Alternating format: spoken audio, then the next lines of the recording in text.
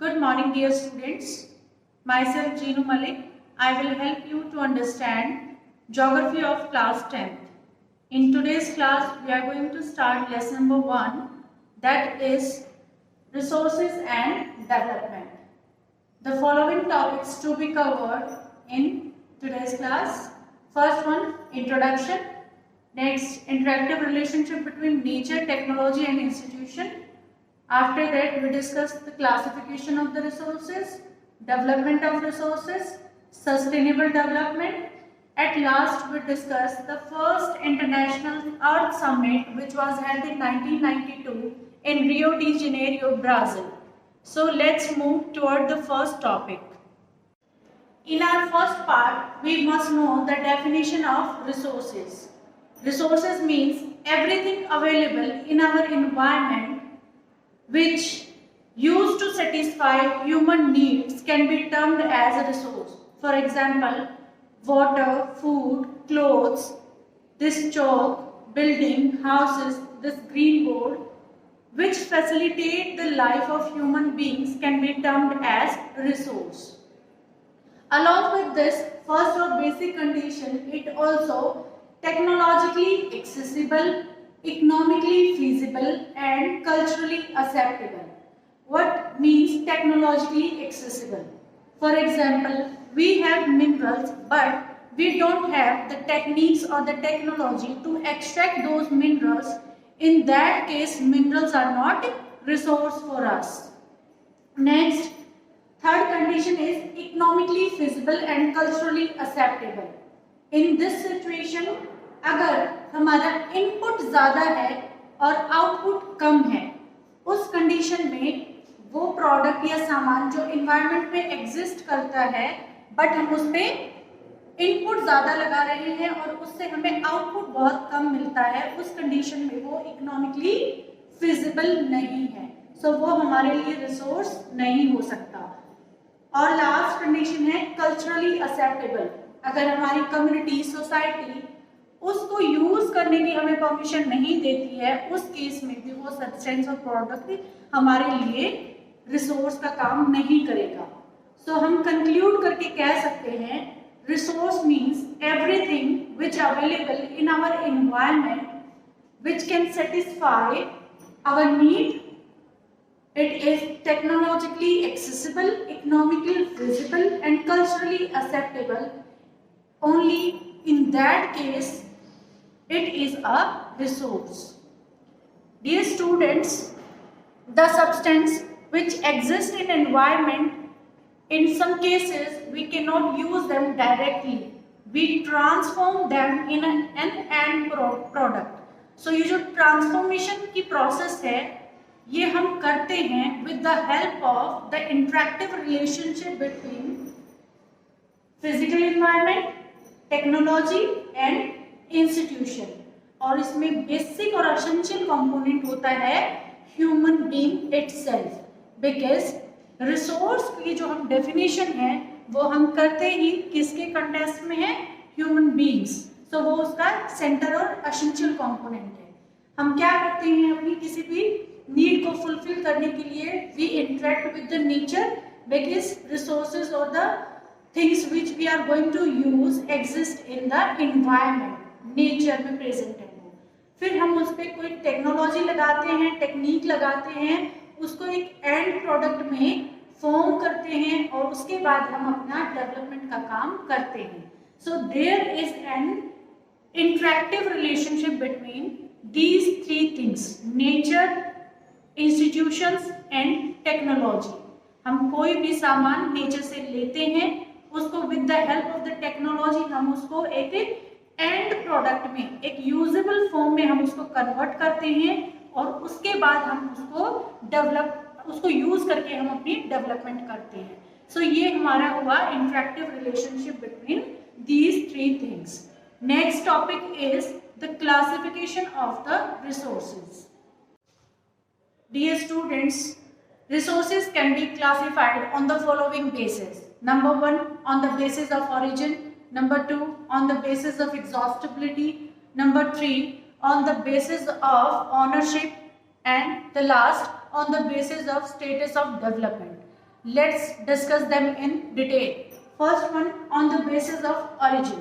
Origin के basis पे we further classified the resources into two following categories. Number one, biotic, and second one is abiotic. All the resources which we get from the biosphere, living things, जितनी भी living things हैं और living resources हैं जो हम biosphere से extract करते हैं वो हमारे आते हैं अंडर बायोटिक रिसोर्सेज, और all know living things come under the abiotic resources. Abiotic resources में ह्यूमन मेड रिसोर्सेज भी हो सकते हैं और नेचर बेस्ड रिसोर्सेज भी हो सकते हैं. Examples of biotic resources, for example human, animals, plants, birds, etc. And examples of abiotic resources: water, sand, soil, solar energy, etc. Next, on the basis of exhaustibility. On the basis of exhaustibility, we further divide the resources into two categories: renewable resources and non-renewable resources.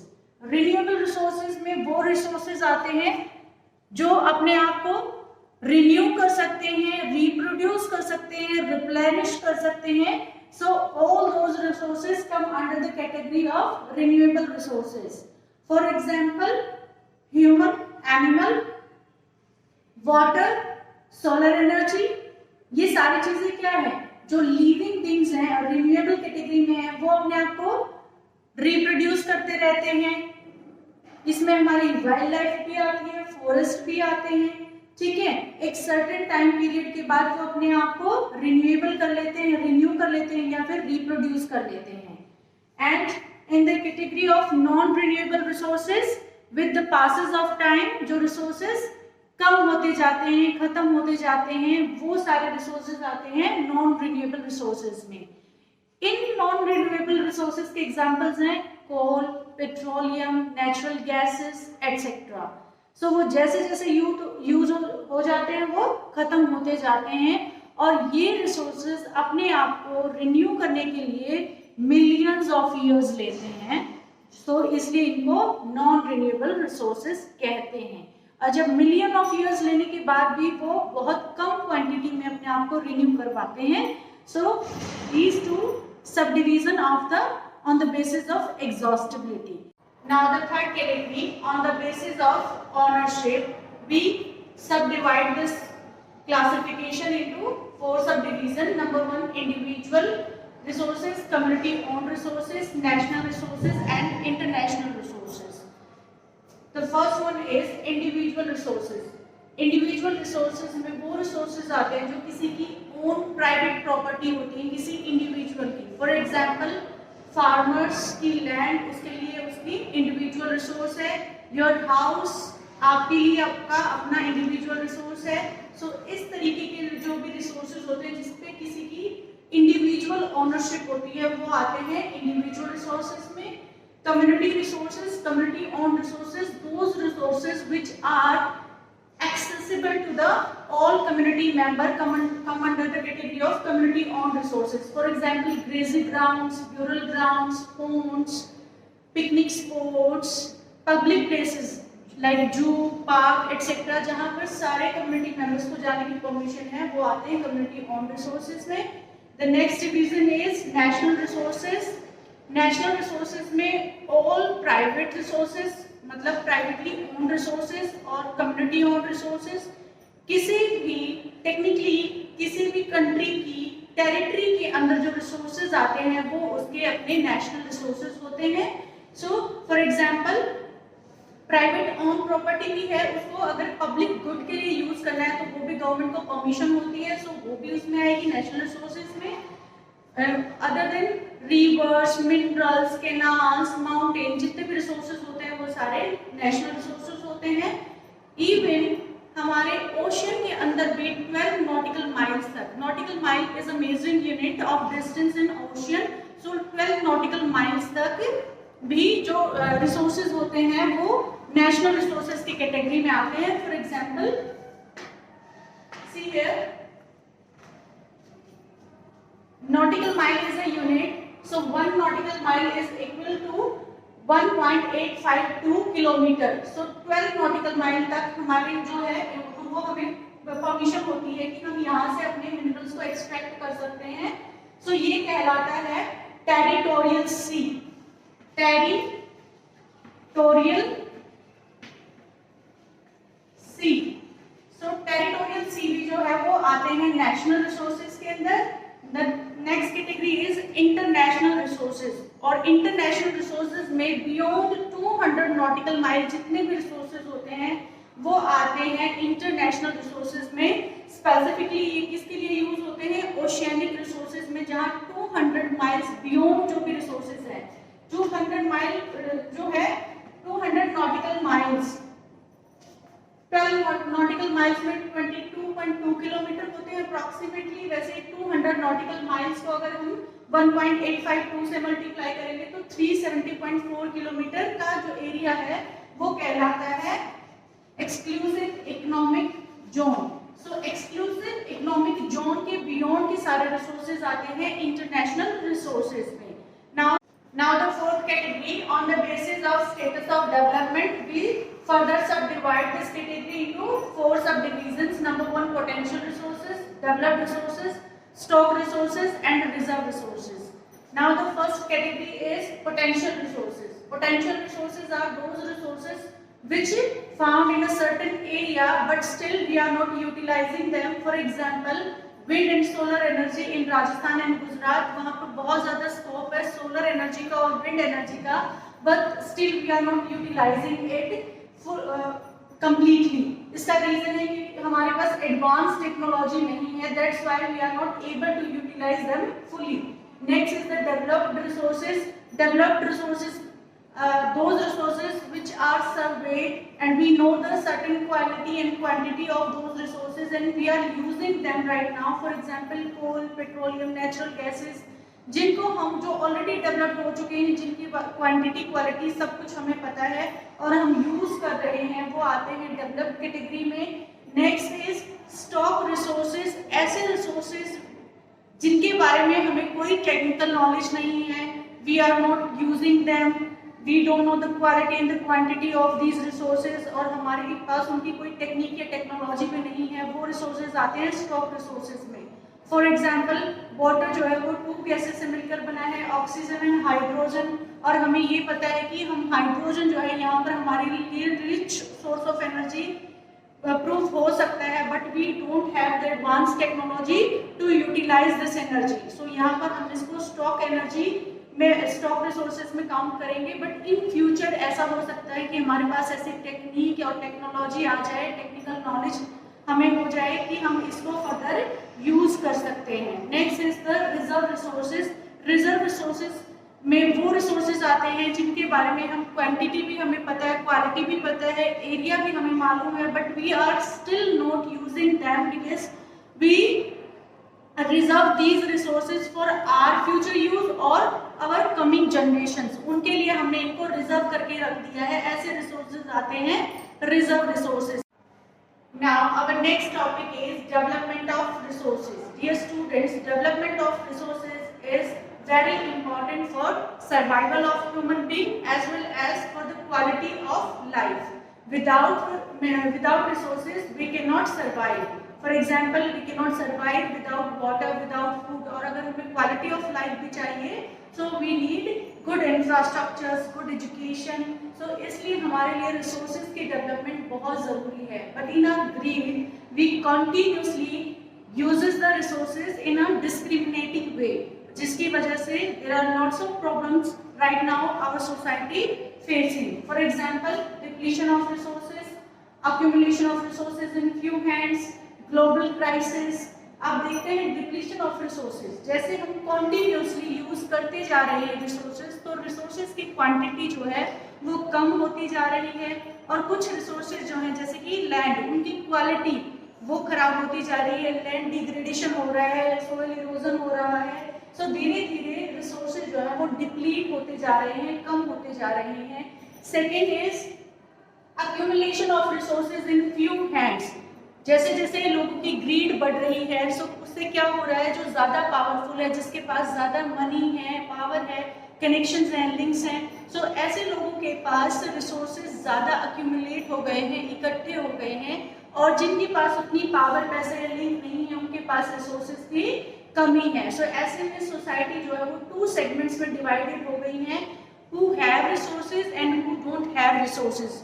So rich and poor के segment में हमारी resources जो है वो segments में divide हो गई है। Next is global ecological crisis. Continuously और इनडिस्क्रिमिनेटिंग तरीके से यूज करते करते रिसोर्सेज की हमने अपनी अर्थ को डेंजर में डाल दिया है। कैसे? आजकल जो है आपको पता है कि ग्लोबल वार्मिंग बहुत ज्यादा इंक्रीज हो रही है। जैसे जैसे हम रिसोर्सेज का बिना सोचे समझे कॉन्टिन्यूसली यूज करते जा रहे हैं, जिसकी वजह से पोल्यूशन बहुत ज्यादा बढ़ गया है, एनवायरनमेंट के लिए बहुत ज्यादा डेंजर। और आपको पता है कि राइट नाउ हम एक ऐसी पैंडेमिक को फेस भी कर रहे हैं जो कि ह्यूमन एक्टिविटीज का रिजल्ट है। सो ग्लोबल वार्मिंग बढ़ रही है, ओजोन लेयर डिप्लीट हो रही है, और ओजोन लेयर डिप्लीट होती जाएगी तो यू नो वेरी वेल कि कैसे अल्ट्रावायलेट रेज जो है वो ज्यादा क्वांटिटी में अर्थ पे अप्रोच करेंगी और हमें स्किन कैंसर जैसी बड़ी बीमारियों को देखने को मिलेगा। सो इस तरीके के ग्लोबल क्राइसिस जो है वो बहुत ज्यादा बढ़ रहे हैं because of the human activities और the way they are using the resources. The next term we are discussing is the sustainable development. Sustainable development के अंदर ही एक टर्म आती है सस्टेनेबल कोएग्जिस्टेंस। अगर हमें इन सारे प्रॉब्लम्स से ओवरकम करना है, इनसे बचना है और अपनी अर्थ को खतरे में जाने से रोकना है, तो what we have to do, we have to use the term of sustainable coexistence. Sustainable coexistence का मतलब है जहाँ पर सारी लिविंग फॉर्म्स, जिसमें हमारे एनिमल्स भी, वाइल्ड लाइफ भी, फॉरेस्ट, ह्यूमन बीइंग, बर्ड, जहाँ पर बहुत आराम से इस अर्थ के ऊपर रह सके, हमें एक ऐसा एनवायरनमेंट क्रिएट करना होगा। और उसके लिए हमें क्या करना होगा? We have to use the term sustainable development in our life. और what is the meaning of sustainable development? Sustainable development का मतलब है we use the resources without damaging the environment and also completing or fulfilling the today's need along with the keeping the thing in mind कि हमें अपनी coming generation के लिए भी resources को सेव करके रखना है, कंजर्व करके रखना है, उनको कॉम्प्रोमाइज नहीं करवाना है, उसको हम कहेंगे सस्टेनेबल डेवलपमेंट। ठीक है? सो इस तरीके की टर्म्स को हमें अपनी लाइफ में यूज करना पड़ेगा सो दैट कि हमें इस तरीके की प्रॉब्लम्स को फेस नहीं करना हो। Now our next topic is Rio de Janeiro earth summit which was held in 1992 in Brazil. So Rio de Janeiro जो है एक सिटी है इन ब्राजील कंट्री, और ब्राजील जो है वो साउथ अमेरिका कॉन्टिनेंट में लोकेटेड है। So this was the first international earth summit जहां पर more than 100 heads of the state ने पार्टिसिपेट किया था। 100 से भी ज्यादा कंट्रीज के लीडर ने यहाँ पर पार्टिसिपेट किया। और यहाँ पर फर्स्ट टाइम किसके कंसर्न में बात की गई?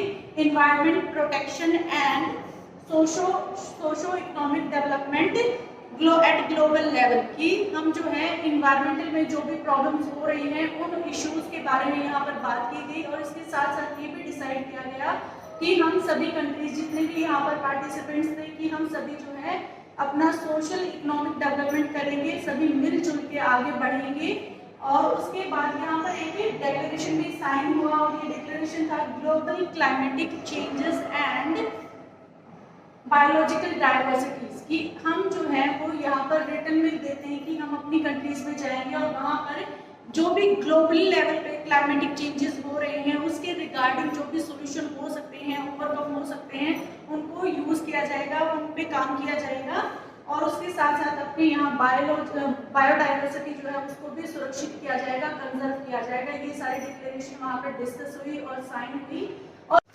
सो उसी डिक्लेरेशन का रिजल्ट था एजेंडा 21 जो डिसाइडेड हुई थी in first international earth summit in 1992 in Rio de Janeiro Brazil.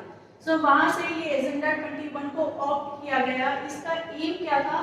To achieve the global sustainable development. And you already know what is sustainable development in which we are using the resources keeping the thing in mind कि we should not compromise with the future generation and also fulfilling the need without damaging the environment. So ये M यहाँ पर decide किया गया। इसके साथ साथ हम यहाँ पर डिस्कस हुआ कि environmental damage से ओवरकम किया जाएगा, पॉवर्टी को दूर किया जाएगा, जो भी डिजीजेस स्प्रेड हो रही है उनको रोका जाएगा। इस तरीके के इश्यूज पे हम काम करेंगे विद ग्लोबल कोऑपरेशन, सभी मिलजुल कर साथ में काम करेंगे कॉमन इंटरेस्ट पे। जो भी कंट्रीज यहाँ पर पार्टिसिपेट कर रही थी उनका जो कॉमन इंटरेस्ट पॉइंट होगा उसके ऊपर काम किया जाएगा। म्यूचुअल नीड्स, जो म्यूचुअल नीड्स है उनको ध्यान में रखा जाएगा और रिस्पॉन्सिबिलिटी को शेयर किया जाएगा। सो सारी कंट्रीज जो यहाँ पर पार्टिसिपेंट्स थी वो मिलकर काम करेंगी म्यूचुअल नीड्स के ऊपर, म्यूचुअल इंटरेस्ट के ऊपर, जो प्रॉब्लम्स इन्वायरमेंट को हो रही है उनके ऊपर रिस्पॉन्सिबिलिटी को शेयर किया जाएगा। और यहीं पर एक और टर्म आई, वो टर्म थी लोकल एजेंडा 21, कि जितनी भी कंट्रीज यहाँ पर पार्टिसिपेंट्स हैं वो अपनी कंट्री में जाएंगी और अपनी कंट्री की ज़रूरतों को, नीड्स को, प्रॉब्लम्स को, इश्यूज को ध्यान में रखते हुए अपने कंट्री के अकॉर्डिंग एक अपना लोकल एजेंडा बनाएंगी और उसके ऊपर वो फर्दर काम करेंगी। सो प्यारे बच्चों, आज की क्लास में हम इतना ही डिस्कस करेंगे।